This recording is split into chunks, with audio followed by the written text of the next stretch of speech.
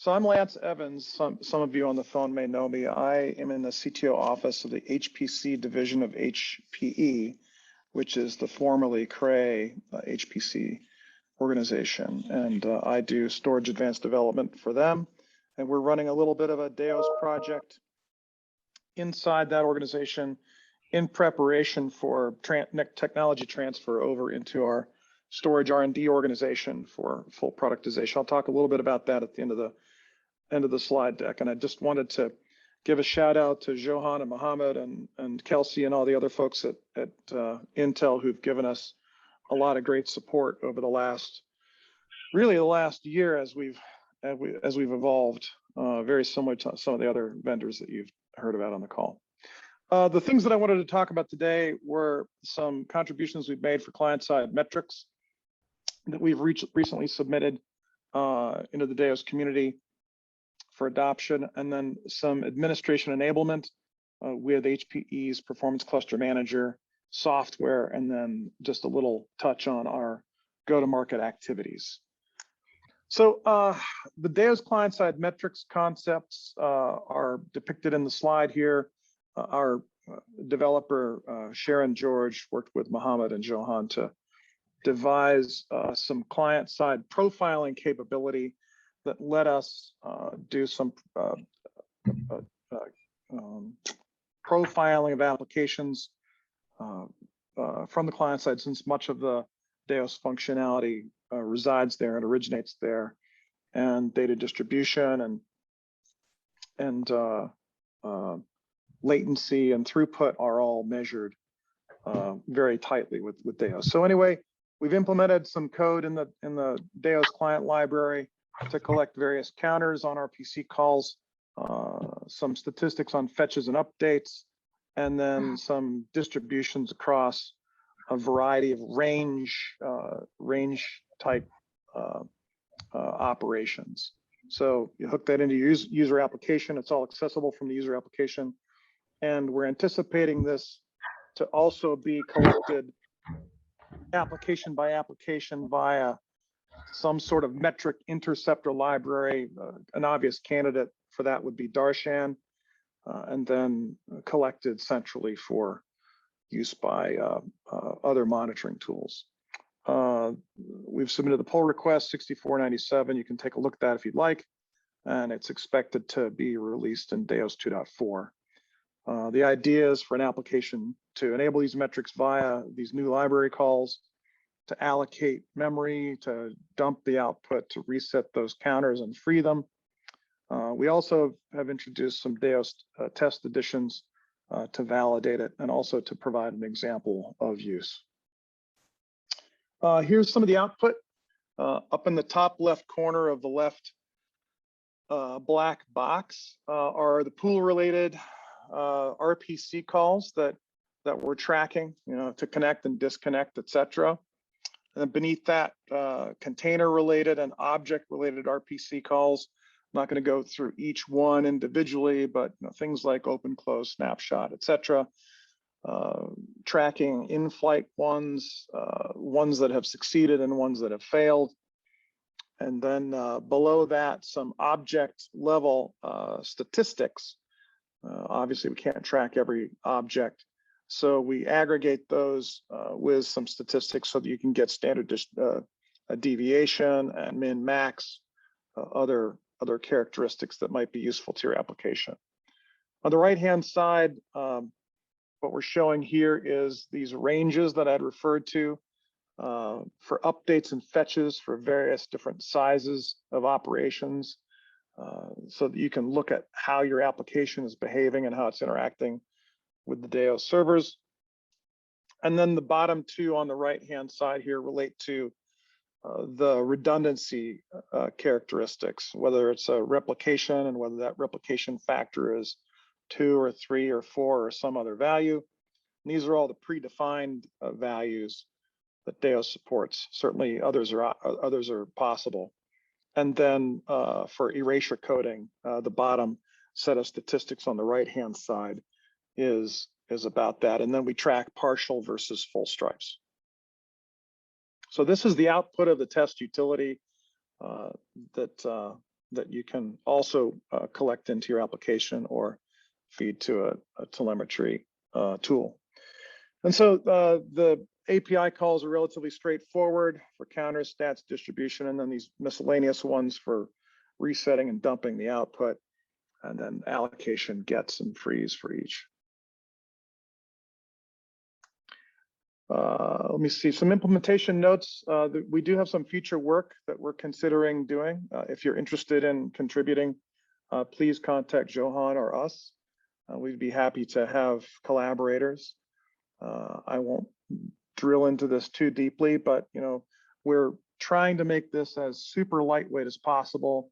DAOS is a performance solution, obviously. We don't want to burn CPU cycles on the client nodes, so we've dodged locks wherever we possibly can, but there are potentially better ways to implement it. There are also some additional counters that we might want to collect. Maybe there's some additional statistics that folks would need as they write applications and begin to use this software, that we might want to enhance it in those dimensions too. So we have some of our ideas of our own, and we would like to hear yours. So with regard to DAOS administration, this is really primarily what we're doing at HPE. We think of ourselves as a bit of a systems integrator, developing storage products from open source solutions. Storage R&D has the cluster store product, which is Lustre based, and we use commodity off-the-shelf hardware with our own management stack and Lustre to build some of the biggest file systems on the planet. We expect to be able to do that as well as DAOS matures, and so we're beginning to develop that muscle for DAOS. And so what we're doing is basing this on our HPE Performance Cluster Manager software. This is in wide distribution. It's used in some pretty large clusters that HPE has deployed to provide server cluster management and monitoring just from a single small top of rack administration node. This can also optionally manage and operate the compute nodes in your cluster as well. That was what it was originally designed for. We're exploiting it for use to manage these large DAOS clusters. We've added a set of commands to augment HPCM that are DAOS specific. We're calling that DCM. What it does is it supports multiple logical DAOS systems. So we can spin up and tear down clusters, DAOS clusters within one large physical cluster of these ProLiant nodes, these HPE ProLiant servers. And this is great in our test lab, because if we want to build up a test cell, we just take a set of nodes and we spin up a DAOS cluster on it and we run it over there, we tear it down, and then we can build a large one or a bunch of small ones. And we expect our customers will also want to do this for their test environments, or for perhaps for multi-tenancy when they want to keep customers out of each other's way. We can programmatically drive it to do this from, say, job control in the future, or some other upstream piece of the workflow. And then it has some operational administration commands for DAOS for pool management and things like that customers may want to do to make it easy. This is the easy button essentially, and it'll be familiar to people who use HPCM in the past. It's a relatively straightforward set of commands. Just to rip down through the cluster setup process, we take a pile of compliant hardware, and we're building some bills of materials up that our salespeople can use in the field that will be compliant, and some rack level diagrams for interconnection of all the components, switching and management nodes, et cetera, PDUs that they'll be able to select from. And then that either gets built on site or in HPE's manufacturing organization, and the firmware is leveled through standard processes that HPE uses, and the BIOS is configured for DAOS. And then we install HPCM and we add that to the customer network, and then we use whichever distro is appropriate for that customer. We're not locked into a specific distro, although there are a small number of them that we're currently working with. and that gets loaded into HPCM's repository, and then that in turn is the source that then gets deployed to all of the different DAOS servers. We add to that distro some network drivers if necessary, our DAOS utilities that we run on all the compute nodes and all the storage nodes, and then we deploy that using HPCM to all of the HPE servers in the cluster. We discover all of them automatically. We install all this stuff, then turn it up, bring up DAOS, and it's a very seamless, simple operation. And HPCM offers some monitoring via Prometheus. We've hooked in the DAOS server-side monitoring components to the HPCM monitoring infrastructure, and we intend to hook the client-side telemetry that I just presented to you later. And then this, of course, can be used to facilitate upgrades, rolling upgrades as you would anticipate being able to require in a large production environment. This is about go-to-market. Why are we doing this in the first place? I think that this should be obvious to most of the people on the call. These increasingly complex I/O patterns that we're seeing in these HPC environments that result from this convergence of traditional simulation workloads, AI being integrated with those or being run separately, and high-performance data analytics. We also have a broader market that we're trying to reach at HPE than just the top 10 customers or top 20 customers. We want to go down market a little bit, which means we need to automate these processes and provide storage services to a wider range of HPC environments. Plus exascale revealing the POSIX limitations that we're all familiar with, and the designs for hard disks that we're trying to get past with DAOS. So this is what our marketing people identify as the key markets for us to target. There's a large initiative within HPE to focus on AI and analytics. And so we think that DAOS is a great data path software package for that. And so we need to formulate solutions that the AI and ML space really wants. Our timeline for deployment, we're in this qualification phase right now, run from the CTO office, kind of as an engineering activity.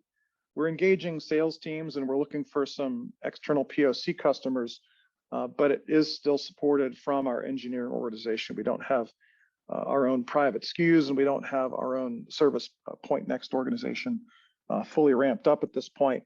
But that's in the next step, this integration phase, which will be on the ProLiant DL3XX Gen 11 platforms, which are Sapphire Rapids based. This will be full HPE supported and qualified and distributed through our point next organization. And then finally, after that, this crawl, walk, run, we expect a generation after that to take it up even a notch further, perhaps with some optimized and customized hardware that integrates more tightly with our HPC environment. We'll be supporting InfiniBand and Slingshot. Slingshot is HPE's high performance computing Ethernet network. We'll be supporting that with any customer who wants to deploy it, but primarily we expect the small customers will run InfiniBand. We're running some proofs of concept in our test bed now, and if anyone would like to run a POC on our test bed to kick the tires and get their application enabled on a real DAOS cluster, we're open to that. And then this early adopter program, this is the qualification phase, or the crawl phase, for customers who would like to buy a small cluster of nodes and deploy them in their own environment. In either case, they'll talk to our HPE sales personnel. They'll route them into us, and we'll engage in some planning meetings and work to support those activities from the CTO office. And then we'll do a post-program debrief with all of our DAOS partners.